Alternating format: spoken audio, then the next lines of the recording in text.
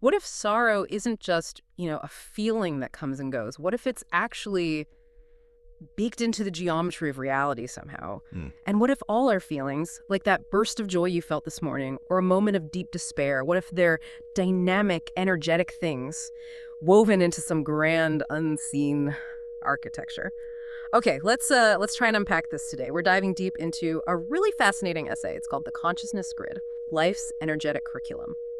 And we're doing this deep dive specifically for you to explore this kind of mind-bending idea that your emotions are way more than just internal states. They might be the fabric of a global learning system. Yeah, what's really gripping here is how this view totally reframes life on Earth. It suggests it's this deep, ongoing learning experience, and it's all being facilitated supposedly by this intricate, invisible structure. So our mission, really, in this deep dive is to get a handle on the mechanics of this consciousness grid. How do these emotional waveforms, as the essay calls them, move around? How do they interact?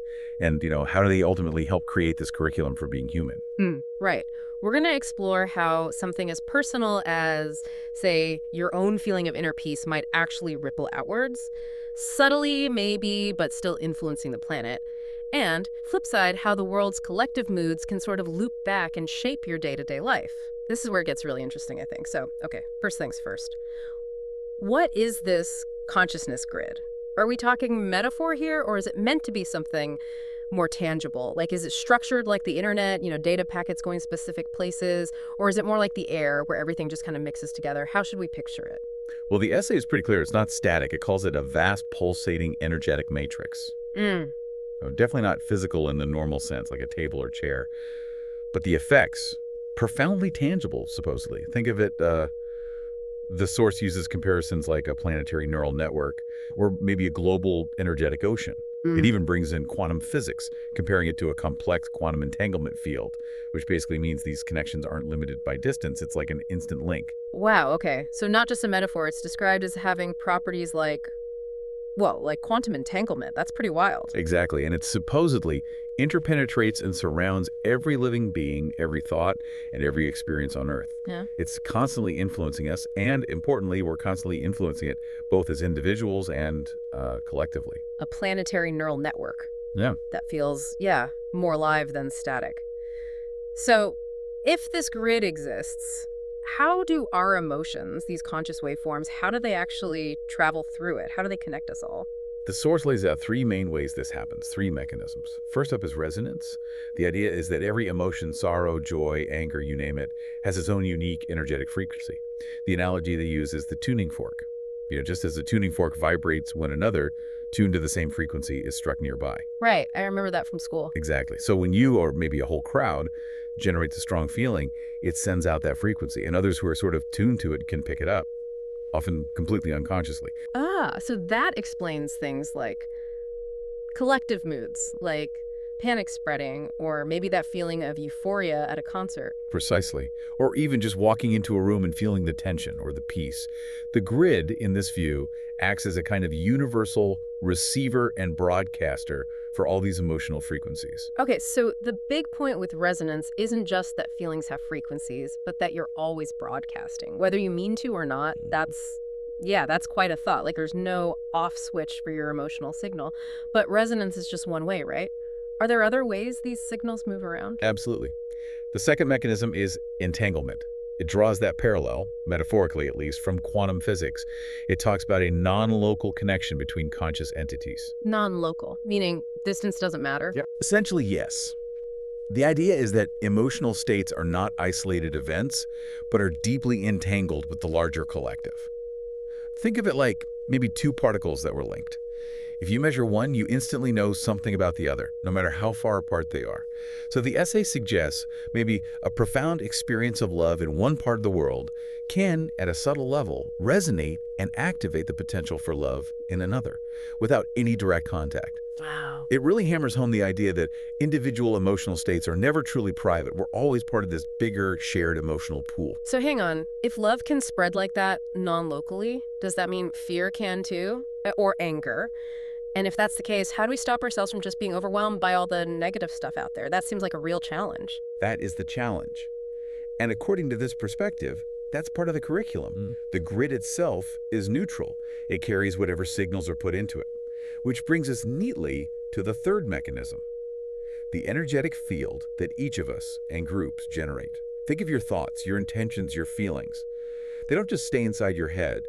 They radiate outwards, creating your own personal, well, energetic bubble. The source calls these dynamic extensions of our consciousness, imbued with the frequencies of our thoughts, intentions, and emotions. Okay, so we're like little radio stations broadcasting our vibe. Kind of, yeah. Yeah. But it's a two-way street. Your field radiates your specific emotional waveforms out into the grid.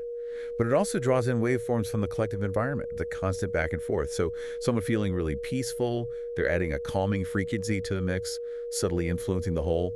And someone going through a tough time might, maybe unconsciously, tap into a collective wave of resilience or hope Yeah. that's already present in the grid, put there by others. Okay, so these emotional waves are constantly zipping around through this grid. We're broadcasting, we're receiving. Do they just, like, pass through each other like ghosts, or do they actually bump into each other and interact, change each other? Oh, they definitely interact. The grid isn't just passive plumbing. The essay calls it a dynamic arena. Interference patterns are described as fundamental to how it works. When these waveforms meet, they combine, they interfere. Interference. Okay, like sound waves or ripples in water, where they can either add up or cancel each other out. Exactly that. You get constructive interference when similar frequencies meet.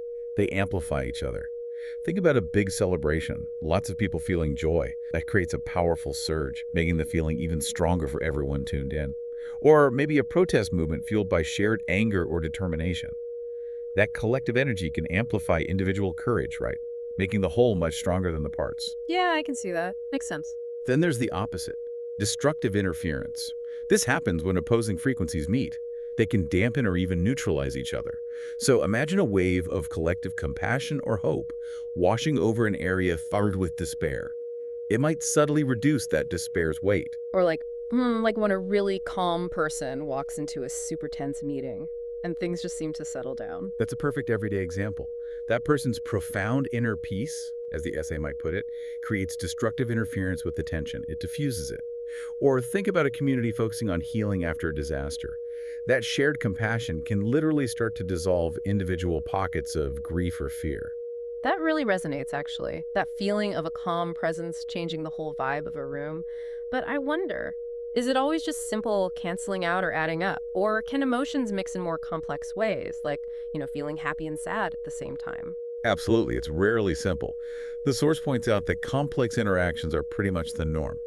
Multiple waveforms blend together constantly, creating much more nuanced emotional states. Like you said, feeling happy and sad, the bittersweetness of nostalgia is a classic example. That's sorrow and joy mixing, isn't it? Right. Or seeing an old friend, you might feel joy, surprise, maybe a bit of sadness for time past, all at once. Exactly. Or think about a courageous act performed amidst fear. Courage isn't the absence of fear. It's a waveform that interacts with fear, constructively perhaps, channeling that energy into action. And beyond just mixing, there's amplification and dampening on a larger scale. Think about how media attention or a big social movement can focus collective energy. That can hugely amplify a particular emotional wave like fear during a crisis or hope during a positive movement. Making it almost palpable globally. Right. And conversely, things like resistance or distraction or even just consciously shifting focus can dampen a waveform's intensity, sort of turning down the volume on a particular emotional broadcast. Okay, this is getting complex, but then what about transformation? Can one emotion actually become something else within this grid? That feels like a really big idea. It's described as maybe the most profound dynamic of the grid. It's not just a mirror or a channel. It's presented as a crucible where emotional waveforms can transmute into entirely new forms. A crucible? Like alchemy? Kind of like emotional alchemy, yeah. It's not just about feeling differently about the same energy, it's about the energy itself metamorphosing. For instance, the essay suggests deep grief, if really worked through, can transform into profound empathy and compassion. Or anger, if you channel it constructively, doesn't just disappear. It can transmute into passionate determination for change. So the energy isn't lost, it's repurposed. Exactly. And fear, maybe, when you face it and understand it, can transform into heightened awareness and wisdom. The insight here is that this transformative potential exists within all emotions, even the really difficult ones. They aren't just dead ends. They hold the potential for new strengths, new qualities. Wow. That's a really hopeful way to look at difficult feelings. That grief could be the seed for empathy. Okay, this whole system sounds incredibly intricate, almost intelligent. So what's the ultimate point? What's the purpose of this whole grid thing, according to the essay? What does it all mean for life on Earth? Well, the core idea presented is that the grid serves as a sophisticated mechanism for the learning experience we call life on Earth. It essentially functions as a vast interactive curriculum, delivering lessons to us individually and as a species. A curriculum. So we're all in this giant cosmic school, and our feelings are the homework, or maybe pop quizzes. Sounds a bit intense. Maybe less pop quizzes, more like energetic feedback loops. That's really central to the idea. Basically, every thought, action, and emotional state generated by individuals and collectives sends out specific waveforms into the grid. Right. We covered that. Yeah, the broadcasting bit.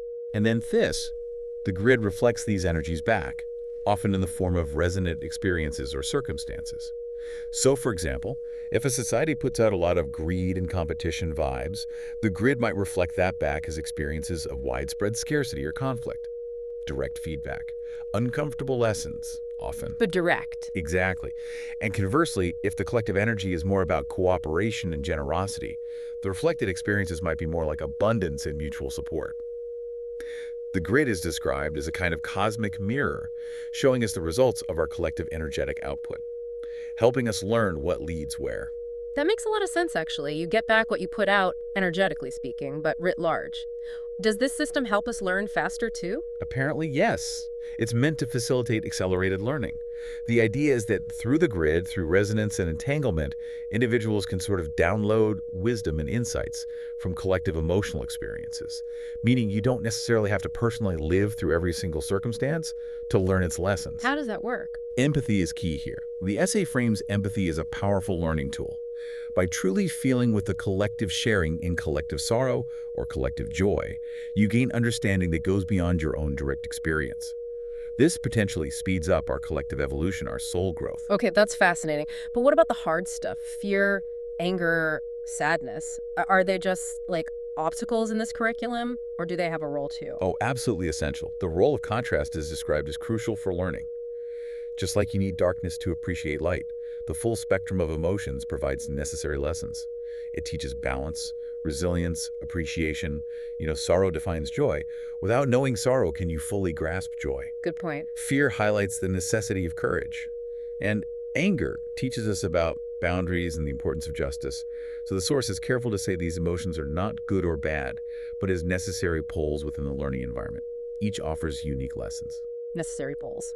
Like that framing. Okay, and one last thing on the curriculum aspect. The essay mentions karma. How does that fit with this grid idea? Is it different from the usual understanding? It reframes karma, yeah. Less as some kind of cosmic reward or punishment system, and more as a natural law of energetic resonance within this grid. Think of it like an echo, maybe.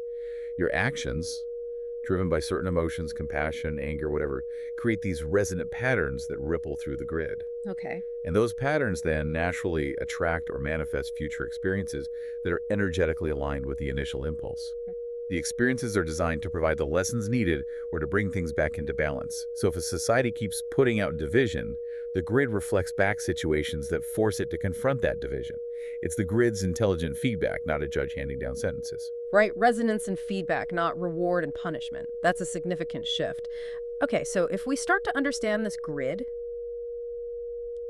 are we just sort of bobbing along in its currents, or can we actually do something with this knowledge? Can we, engage with it consciously? That's the really empowering part. The essay introduces this archetype, the psychic urban Aikidoka. This figure represents someone who is uniquely positioned to consciously engage with and wield these waveforms. Psychic urban Aikidoka. That's quite a combination. Let's break that down. What's the psychic part mean here? Not crystal balls, I assume. No, not necessarily predicting the future. Tuning into the grid, the psychic aspect, is more about developing a heightened sensitivity to the subtle, energetic currents of emotions. It's about feeling what's going on energetically beyond just your own personal feelings, discerning those underlying waveforms. Sensing that rising anxiety in a city before bad news breaks, or feeling a wave of collective hope, or just walking into a room and knowing the mood. That's the grid, potentially. That intuitive hit. Exactly. And tools to develop this sensitivity include things we often talk about: meditation and mindfulness, developing intuition, cultivating inner stillness, basically clearing your own receiver. And the urban part. The city, with its dense population and constant flow of human stories, is seen as a potent training ground. It's a rich, complex soup of emotional energy to practice sensing. Okay, I get the sensing part, but Aikidoka, that's a martial art focused on blending and redirecting energy, right? How does that apply to emotions? Are we talking emotional judo? Huh. In a sense, yes. Wielding waveforms, the Aikidoka aspect, Yep. uses those same principles. Blend, yield, redirect. Don't just resist strong emotional energy head-on. One way is intentional resonance. This means consciously choosing to cultivate and radiate specific frequencies. Like if you're in a fearful environment, you consciously cultivate and project peace or courage.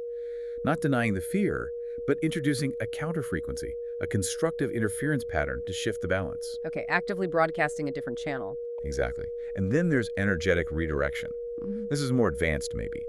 Instead of just counteracting a strong wave, you learn to blend with its energy and then consciously redirect it. The example given is collective anger about injustice.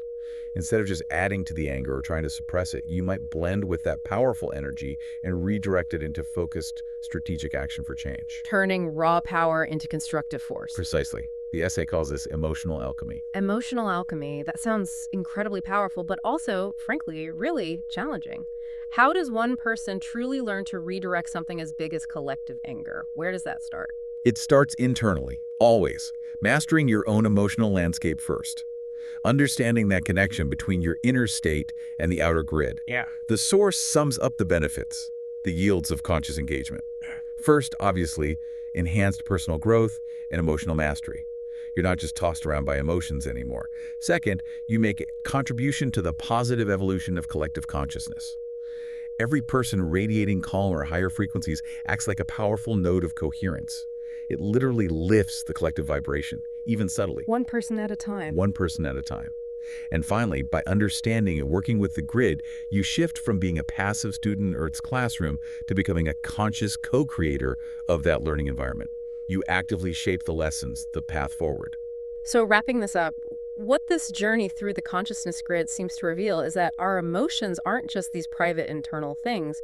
They're active, maybe even intelligent forces shaping our shared world and offering these incredibly deep lessons for our growth. Yeah, I think if you connect this to the bigger picture, really getting this consciousness grid idea could fundamentally shift how you see your role in life. You move from feeling like maybe a passive recipient of whatever life throws at you to being a conscious participant, an active architect of our shared future, in a way.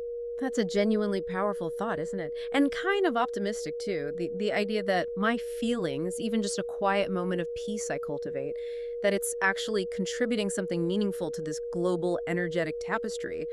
It does change how you see yourself. It really does. And it leaves you with a pretty important question to ponder, doesn't it? If our emotional landscape is this purposeful, intelligent system for learning, for connection, for co-creation, then what emotional frequency are you going to choose to consciously broadcast into the grid today? Yeah, think about that. How choosing your frequency might not just change your own experience right now, but maybe, just maybe, subtly shift the world around you too. This deep dive has certainly shown that our emotional journey, your emotional journey, is probably far more profound, far more interconnected than most of us ever imagine.